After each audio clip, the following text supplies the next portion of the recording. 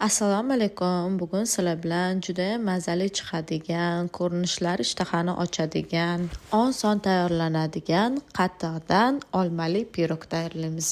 Ishimizni 500 gram unni 50 dan o'tkazib olishdan boshlaymiz.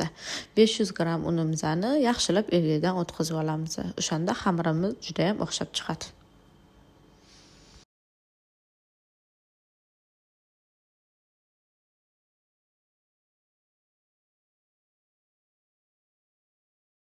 Unlarimizni 50 dan o'tkazib olganimizdan keyin margarinimizni ham qirg'ichdan chiqarib olamiz. Margarin xohishga ko'ra o'zingizlar xohlagan, yaxshi ko'rib ishlatadigan margarinlardan sosiylar bo'ladi. Men maselka margarinini ishlatdim. 200 gram margarinimizni ham yaxshilab qirg'ichdan chiqarib olamiz.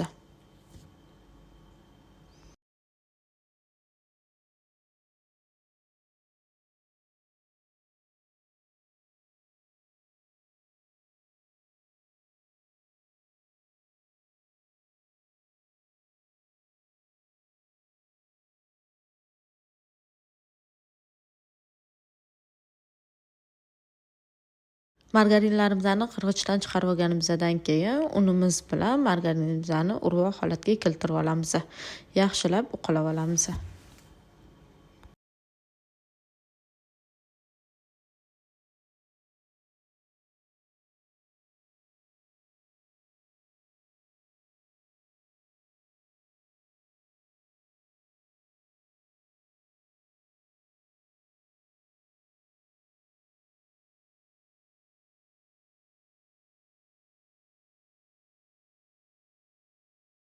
Unimiz bilan margarinimizni urvoq qilganimizdan keyin ustiga razlohli til va vanilini ham solamiz.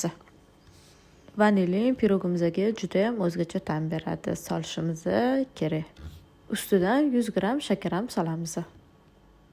Bu shirinligimiz uchun 2 dona tuxum ham kerak bo'ladi. Tuxumimizning bittasini sarig'ini ustiga surish uchun отдельный idishga olib qo'yamiz. Qolgan tuxumlarimizni qatig'imizning ustiga solib, ularni yaxshilab atalab olamiz. Shirinligimiz uchun 300 gram qatiq ishlatdim. Qatiq solinganda ko'pchilik shirinligimiz qattiq bo'lib qoladi, xamirimiz qattiq bo'lib qoladi deb o'ylar ekan, lekin aslo unaqa emas. Shirinligimizni qatiq bilan qilsa ham juda ham mazali chiqadi.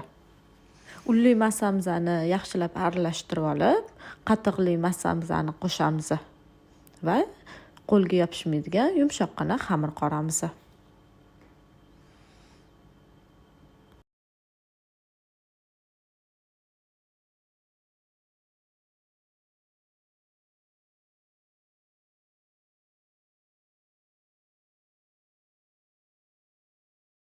Olmali pirogimiz uchun men 6 ta olma ishlatdim. Sizlar xohishga ko'ra kamroq yoki ko'proq ishlatsanglar bo'ladi. Xamirimizni tayyorlab bo'lganimizdan keyin olmalarimizni ham yaxshilab artib olamiz.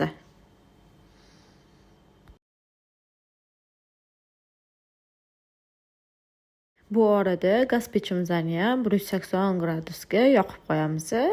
Shirinligimizni tayyorlagunimizcha gaz pechimiz qizib turadi.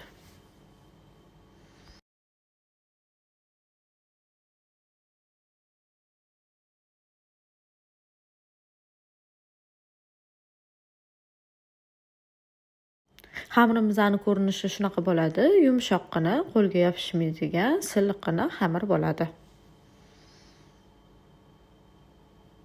Xamirimizni selofan paketga o'rab qo'yib, olmalarimizni tozalab olamiz. Olmalarimizni qirg'ichdan chiqarib olishimiz kerak.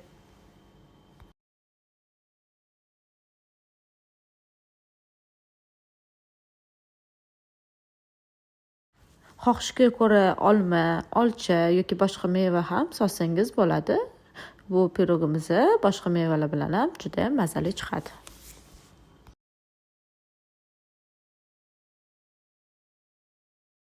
Olmalarimizni qirg'ichdan chiqarishga erinsanglar, xohishga ko'ra mayda to'rtburchak shaklda to'g'ritsangiz ham bo'ladi. Bu usulda ham juda ham mazali chiqadi.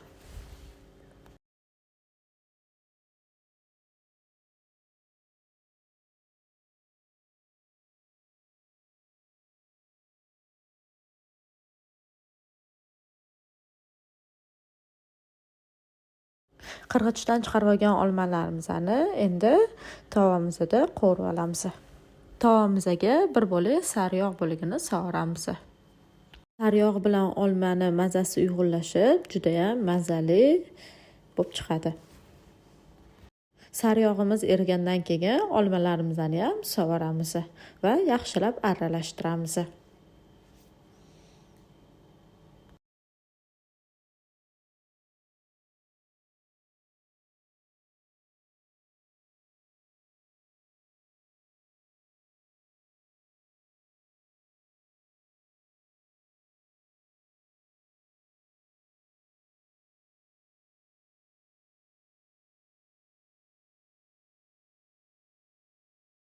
Olmalarimizdan ustiga 100 gram shakar solib, yana yaxshilab aralashtirib olamiz.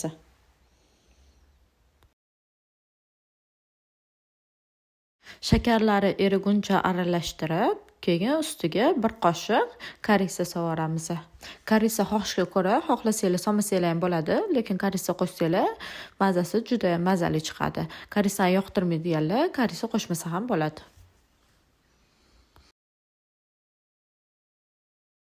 Men bir qoshiq korisa qo'shib yordim. Endi uni yaxshilab aralashtirib, ustiga ozgincha kraxmal ham sovuramiz. Kraxmal suvi chiqib ketishini oldini oladi. Boya aytganimdek, olmani o'rniga boshqa mevalardan ham foydalansanglar bo'ladi. Olchali qilmoqchi bo'lsanglar agar, suvi chiqib ketmasligi uchun kraxmalni sal ko'proq solasizlar. Olchalikda ham juda ham mazali bo'lib chiqadi bu shirinligimiz. Mana massamiz ham tayyor bo'ldi. Endi xamirimizni ikki qismga bo'lib olamiz. Bitta katta va bitta kichkinaroq qismga bo'lib olamiz. Xamirimizni kichkina bo'lagini ustiga ishlatamiz shirinligimizni. Katta bo'lagini unlab yoyib olamiz.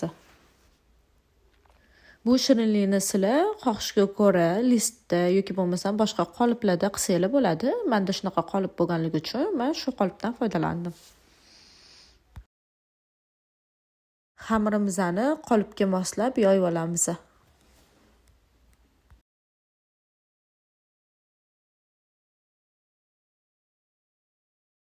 Qolipimizning chetidagi ortiqcha xamirlarimizni kesib olamiz.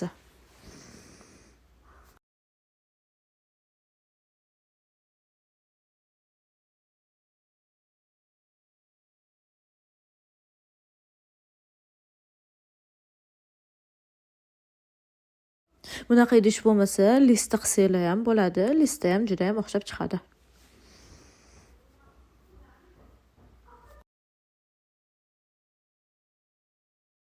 Ikkinchi olib qo'ygan kichkina bo'lak xamirimizni ham yoyib olib, lentishkalar kesib olamiz. Videoga kichkina xamirni yoyganim tushmay qolibdi. Kichkina xamirni ham yoyib, lentishkalar kesib olamiz. Olmali massamizni qolipimizning ustiga solib, hamma yog'iga tekis qilib yoyib chiqamiz. Mana olmali massam hali sovimaganda, o'shaning uchun ham issiqligida sovardim. Hech narsa qilmaydi.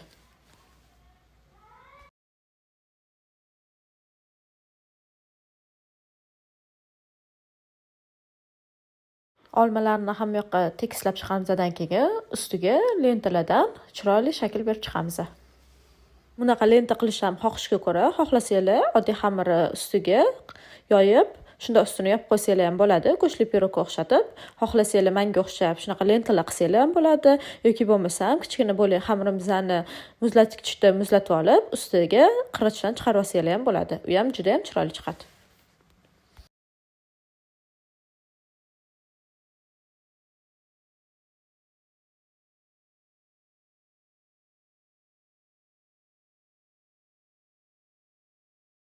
Lentalarni shu ko'rinishda qilganimizdan keyin boyaga olib qo'ygan tuxum sarig'imizni ustiga ozgincha sut solib, shu pirogimizni ustiga tuxumni surib chiqamiz.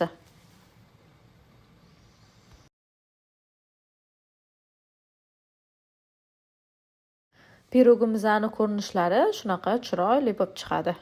Endi bu pirogimizni boya 180 gradusga yoqib qo'ygan gaz pechimizga 40 minutga qo'yamiz. Ustlari qizarib pishib chiqqunicha. Manda pirogim 40 minutda pishdi. Sizlarda yo 35 minutda yoki undan ham oldinroq pishishi mumkin. Pishib chiqqan pirogimizning ko'rinishi xuddi shunaqa bo'ladi. Pirogimiz juda ham mazali va to'yimli pirog bo'ladi. Hozir men sizlarga kesib, ichlarini ham ko'rsataman.